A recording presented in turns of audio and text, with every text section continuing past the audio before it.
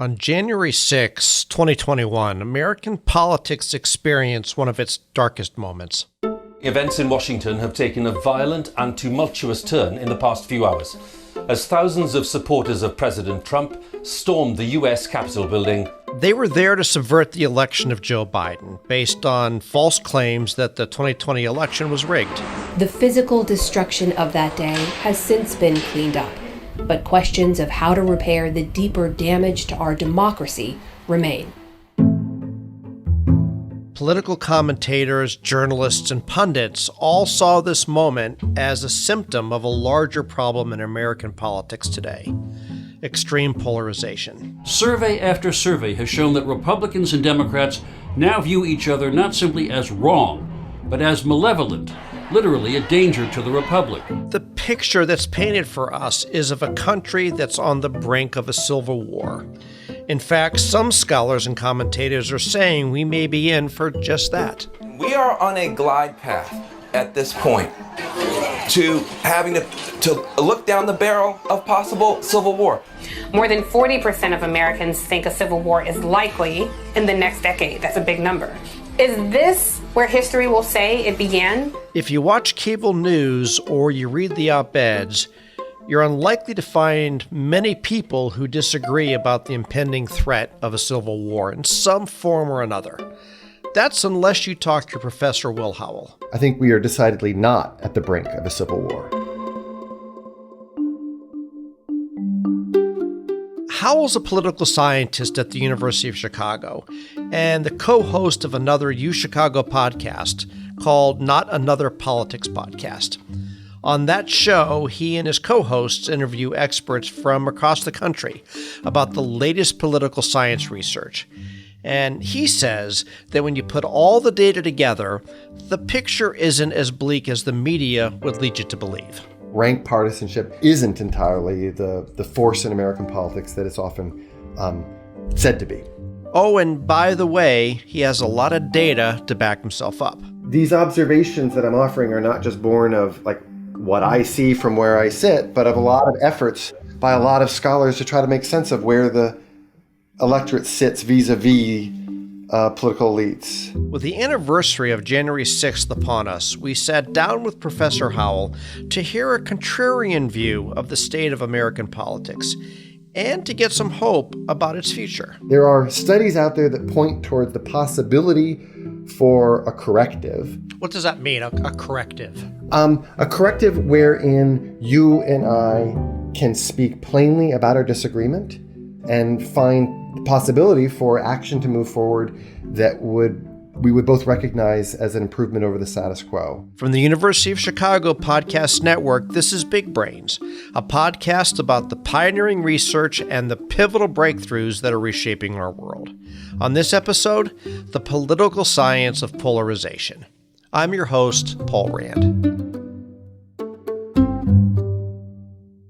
When it comes to an impending civil war, the first and most obvious piece of evidence people like to cite is the increased level of polarization. But I think we need to be clear about what we mean by polarization and exactly who we're talking about when we say that we're becoming more polarized. There's a lot of work done in political science trying to characterize the level of disagreements among elected officials at the state level, at the federal level, and most of the evidence point towards that being so, that Republicans are significantly more conservative than they were in 1970, and Democrats are somewhat more liberal, on average. But that's among elected officials. It's a different story when you talk about mass public, average citizens, and the extent to which they have polarized, whether or not people on the ground have polarized. And the evidence isn't anywhere near so clear. So the feeling is that, I guess as you're saying it, that while the elected officials may seem more polarized, society as a whole necessarily isn't. That's right. The historic levels of polarization between two major parties that we see at the elite level are not mirrored by the same levels of disagreement observed among Democratic voters and Republican voters. Okay. So on a fundamental basis, the concept of we are worried about the country tipping into another civil war, you're pointing at and saying, even though you see and you hear poll after poll that talks about this level of polarization and the threats of that, the data just doesn't support that threat as a civil war is something that you're concerned about. No, I think so. Let's talk about what those data look like that people point towards. Okay. Much of it depends upon survey data. And so the analysts will go out and issue a survey, get a response that says something like 20% of the American public believes that under certain conditions force might be needed because the country has gone so far off track. And then they extrapolate from that and say, oh my God, 20% of the country is something on the order of 70 million people. And that's problematic for a bunch of reasons. First, many of the questions that are asked are really vague. I mean, they're so vague, it's not clear what the meaning of the answer is that you're getting back. I'll also say that, when you ask questions, you can get a certain percentage of the American public to say almost anything. I mean, almost 5% of the public will say the most outlandish thing that you can imagine. And that can just be born of inattention. People are just pushing buttons on the surveys, or any number of things. So there's a lot of work shown on that score. There are concerns about partisan cheerleading. That is, just because we ask you a question doesn't mean that the answer that you offer is an unalloyed characterization of your assessment of that fact. Greg Huber at Yale did some really interesting work. When we ask people a survey question, the first thing we know is that people will answer. Even if they don't actually have an opinion on things, we know people will answer a survey. The second thing that at least we intuited at the very beginning is that when people answer a survey question, they're not just answering the question you ask them, they're answering the question they want to answer. One can think of an analogy where you go to a restaurant and you have a wonderful meal and the service is terrible, and the next day I call you and say, "How was the food?" And you say it was terrible. And you're not telling me what you thought of the food, you're telling me what you thought of the service. So when you think about kind of the effects of rank partisanship, Democrats and Republicans don't just disagree vis-a-vis policy, but they live in radically different worlds. A body of evidence that's often put forward points towards people's assessments of facts about the world differ dramatically across party lines. When you ask about what's the inflation rate, when Biden's in office, Democrats reliably say something lower than Republicans do. And that's meant to be read as evidence that, the divisions between the two parties are so vast that and irreconcilable that the possibilities for us to come together meaningfully are slim to none. And what Greg Huber did is offered to pay people to give the correct answer. And what do you know? The differences in assessments about factual matters between Republicans and Democrats all but disappear. I mean, they just collapse. Interesting. At core, it suggests that people walk around with something like two sets of books in their head. They have a set of books that when they're cheering on their team, they express those attitudes and opinions. But if they were actually going to make consequential decisions about their lives, about their investments, about high stakes things, they would behave differently. And so the argument that he's offering here is not that we should go out and pay everybody to start speaking the truth, but rather we ought to look critically at the survey data that we get. And I think there's a paper by somebody, researcher by the name of Mary McGrath, that has talked about this. Can you expand a little bit on what she has studied? She's talking about this notion that people are so rooted in their kind of partisan identities, right? They sit so squarely as Democratic or Republican that informs not just their policy views, but how they understand the outside world.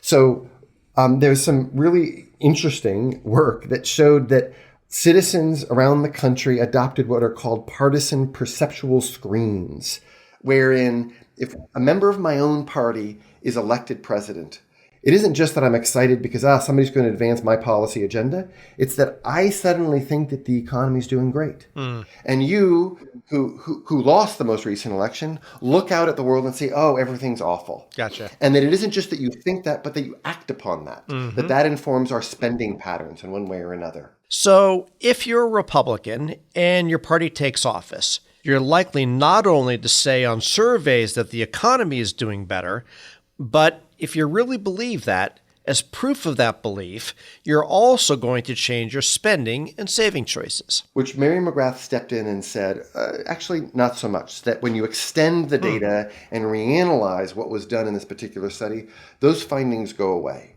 And this matters for the following reason. If, to the extent that we are divided, to the extent that there is distrust, and in important respects we are, and there is distrust and anger, we need to find ways to engage one another about our differences. But if what we do is we look through the world through our partisan lens at every turn, it just shrinks the space for meaningful dialogue across difference.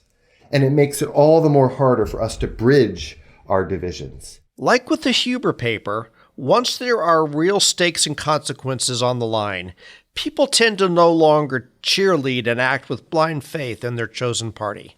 They moderate. And so that her work comes out and says these perceptual screens are probably overstated as they relate to consumption behavior. To my mind, is good news when we think about our ability as a democracy, small d democracy, to come together. It's a more hopeful message. Okay. We may have these thoughts and some hopeful thinking and messages that go into it, but somehow the idea that we are all stuck in our own individual, in some form or another, media echo chambers, and that the society as a whole may not be going in that direction, but our media is telling us, well, you're missing it because the world is shaping up that way.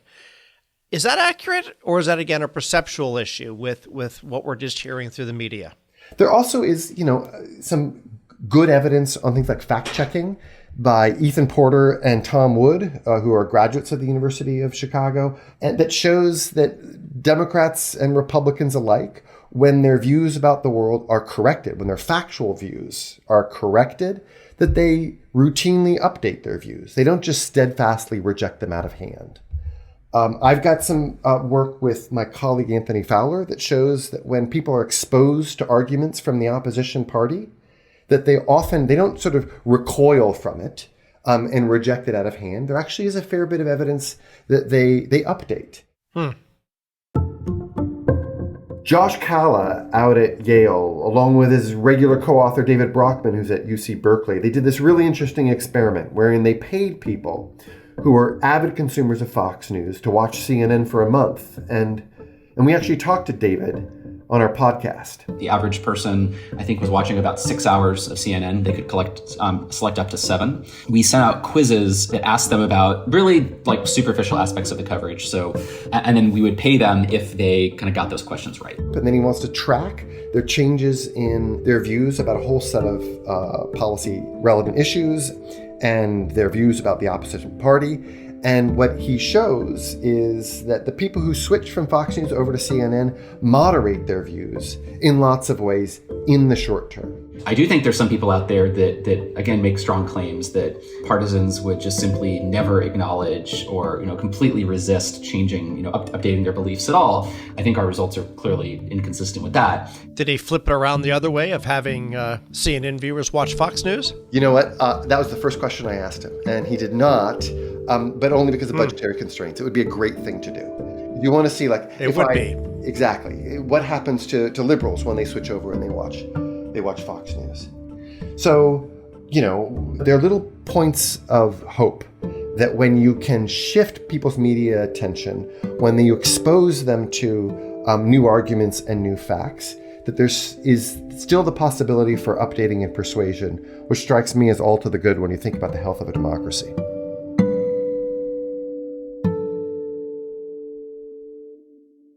I guess that goes in with the hope or the promise that there's some way to allow minds and opportunities to be opened up a little bit. But is there anything telling us that people are actively looking to find ways of gaining additional perspectives, or even open to it? So there's some really interesting work by Andy Guess out of Princeton, who looks at people's online. I'm sorry, Andy who? Guess. He's looked at. Is that his name, or do you want me to guess? No, that's his name. Okay, gotcha. Yeah. His name is Andy Guess, and he's looking at news consumption patterns, online news consumption patterns, and to see whether or not people sit squarely, and consume exclusively stuff that just confirms their ideological priors.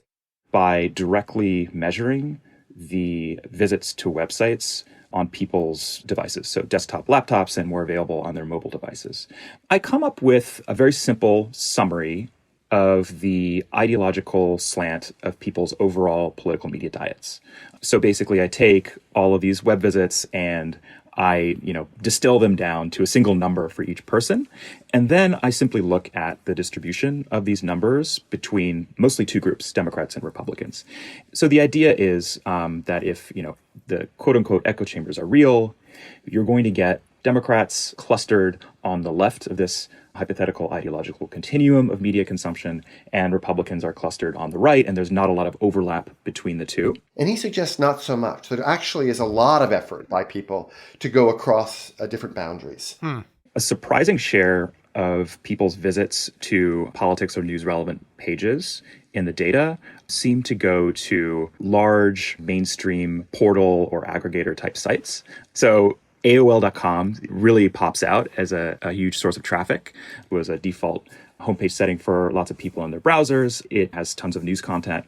Same for MSN.com, and things like Google and Yahoo. So they loom very large in people's consumption behavior, best as I can tell. It's important to remember that, we're political scientists.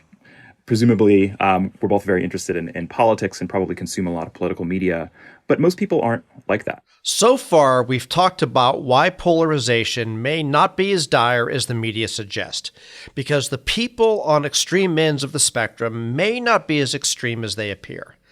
But Howell says there's another reason. Most people, the majority of Americans, aren't extreme to begin with. They're actually moderate. Well, that's after the break. If you're getting a lot out of the important research shared on big brains, there's another University of Chicago podcast network show you should check out. It's called Not Another Politics Podcast. Not Another Politics Podcast provides a fresh perspective on the biggest political stories, not through opinions and anecdotes, but through rigorous scholarship, massive data sets, and a deep knowledge of theory. If you want to understand the political science behind the political headlines, then listen to Not Another Politics Podcast, part of the University of Chicago Podcast Network.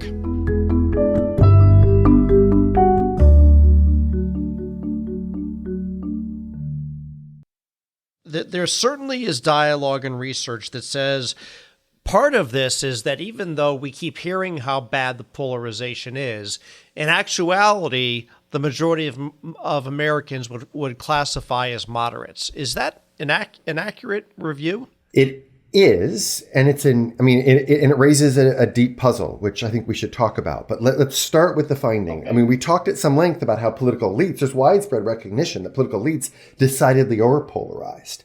The question is the electorate itself more polarized? We have quite a bit of evidence that most American citizens are reasonably moderate. It's certainly the case that extremists exist, and that extremists, person by person, attract a disproportionate share of attention.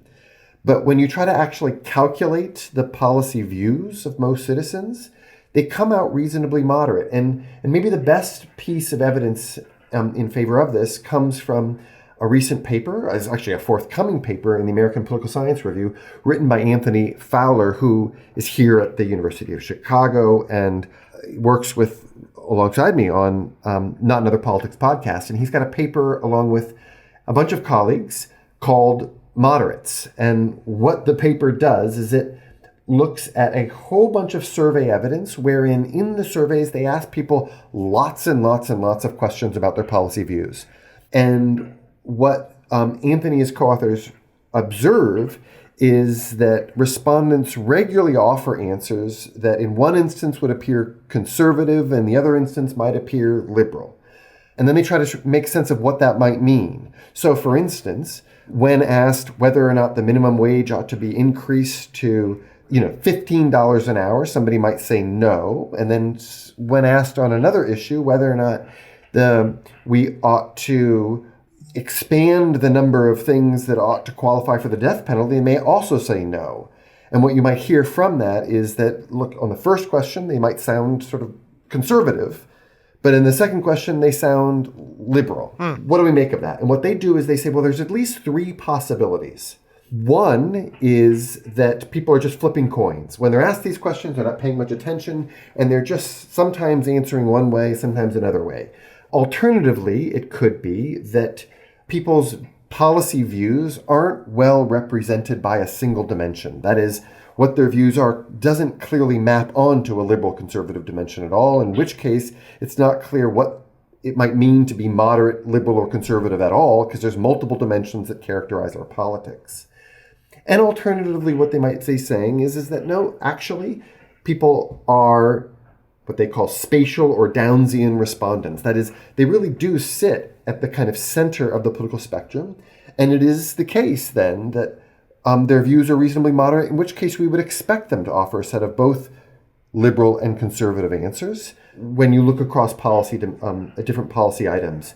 And they estimate a whole bunch of statistical models, these what are called mixture models, in order to disentangle these three possibilities. And what they find is that the evidence overwhelmingly points towards people being moderate in their ideological orientation, that they are in fact Downsian spatial respondents. They have policy views that can be mapped onto a single dimension. They're not just flipping coins, but that they're reasonably moderate. And what they find is that somewhere between 60 and 80% of the American public, depending upon which survey that they look at, can be characterized in this way. And there's really good work coming out that Andy Hall and Brandis Keynes-Rowan and others have done that show that when moderates run in the general election, they do better than do people who are extremists. I think a lot of more moderate people have been just bombarded with New York Times and Vox explainer pieces about how everyone's so polarized. And a lot of it's not true. Like, there's a lot of voters out there who are not that extreme. So when there's a moderate on the ballot, all else equal, they're going to secure a larger portion of the vote share than when there's an extremist. Well, let's push on that part a little bit, because we may be still moderates as a society in a majority of cases. It certainly doesn't feel that way at the legislative level, where it's really the more extreme voices that get a lot of the attention. And it almost seems like those are the candidates who are running for office or getting elected to office. And that's the puzzle. How did that come to be? If there are rewards, electoral rewards from moderation, we ought to see plenty of moderates occupying seats in Congress, and yet we don't. So how is that? Andy Hall's story has to do with who actually decides to run. It's that moderates, by and large, aren't running. And so you might be in a situation where voters actually want to support more moderate candidates, but they're just not getting the chance to. It's not that different from thinking in economics about supply and demand. And then the question is why? To that, you could point towards this politics just being a less and less attractive job. It requires you to spend all your time raising funds. It requires you to be subject to all kinds of scrutiny and contempt. And in our politics, which are largely dysfunctional, where it's hard to get anything meaningful done, pragmatic centrists don't look upon this and think, this is how I want to spend my days. And so because of that, the only people, or disproportionately the people who then step forward, are extremists, and that's who the electorate has to choose between. I think all of this rhetoric coming out of political science and the policy world that massively overstates how polarized Americans are, I think that's having its own effects on the decisions of people to run. The story is not that we all agree. The story rather is that, boy, there are a lot more moderates in the mass public than there is among elites, one. And two, even a cross difference among the mass public, it's possible to lift up facts that are commonly recognized. And the loss of moderates in international politics that can serve this function of translation and bridge building across difference in the service of actual action is missing from our politics. And that concerns me greatly. And Howell says that this, in many ways, is the crux of what's driving all the friction in American politics.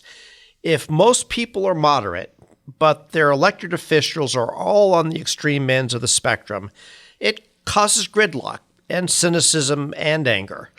It allows the extremists to take up all the oxygen in the room, and it makes our situation seem bleaker than maybe it needs to be. If the problem we're trying to solve is that we've got extremists occupying our legislatures around the country and a whole lot of moderates who feel unrepresented, that seems pretty key. It seems pretty key both in terms of lowering the temperature in the room, putting moderates in, allowing for the possibility of Congress to actually get something done, right? When you have high levels of polarization and bare majorities, like who's going to be the majority is up for grabs in any given election. The incentives of politicians to bargain and negotiate in good faith go down, and gridlock takes hold. Distrust is exacerbated, and we're right. So how do we break this? When you look up and you have people who say, well, shoot, I'm going to elect the crazy person because, look, nothing's going to happen anyway, but at least it'll be entertaining. At least they'll stick it to the opposition. That's not the stuff of a healthy politics. If tomorrow we woke up and a ton of really highly qualified, more moderate people decided to enter primaries, the people who turn out to vote in primaries could change. The whole system could change in a really noticeable way that would be hard for us to predict. Solving that problem, though, is a tall order. And if Howell is right, it would require a massive restructuring of our political infrastructure. So to the extent that our institutions are set at odds with one another, such that the possibilities for meaningful change are slim to none, we can't get anything done given how Congress and the president interact with one another. You can't get anything done. Then centrists who are more pragmatic in orientation look up at that and say, why would I be interested in running for that office? Why would I be interested in paying all the costs, both in the form of trying to raise the money for it and all the scrutiny that me and my family is going to be subject to? Why would I do that?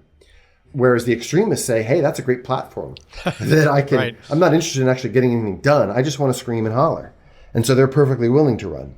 That the work then of institutional reform, of building institutions that allow for action, may be in the service of attracting more moderate, more pragmatic people to run for office at all levels of government.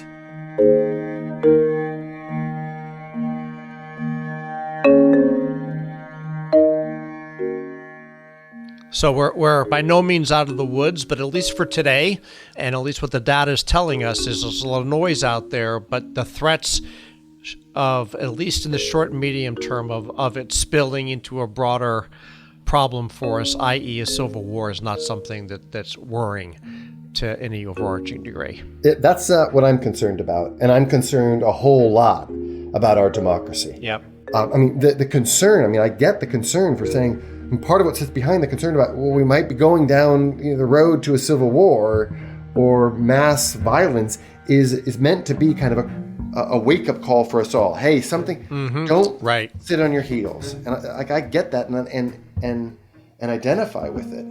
But I don't think it's helpful over the long haul. It may actually be just the opposite, because insofar as I think that my political opponents are taking up arms, I've got greater incentives to take up arms myself. And in this sense, that kind of rhetoric, which even when it's meant to say, hey, let's take stock of this moment and do something about it, it could lead us to spiral into a very bad place. And it doesn't leave space for the hard work of restoring trust in government, which remains very low, of attending to institutional reforms so that they perform better, so that the incapacity of our government to solve basic problems strike me as all real threats to democracy, long-term threats to democracy, and that overheated rhetoric, which is not in keeping with the actual threats to our democracy, ultimately doesn't just distract, it does harm.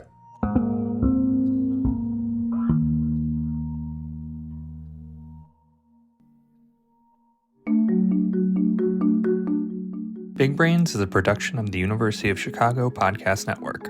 If you like what you heard, please leave us a rating and a review. The show is hosted by Paul M. Rand and produced by me, Matt Hodap, and Leah Caesarine. Thanks for listening.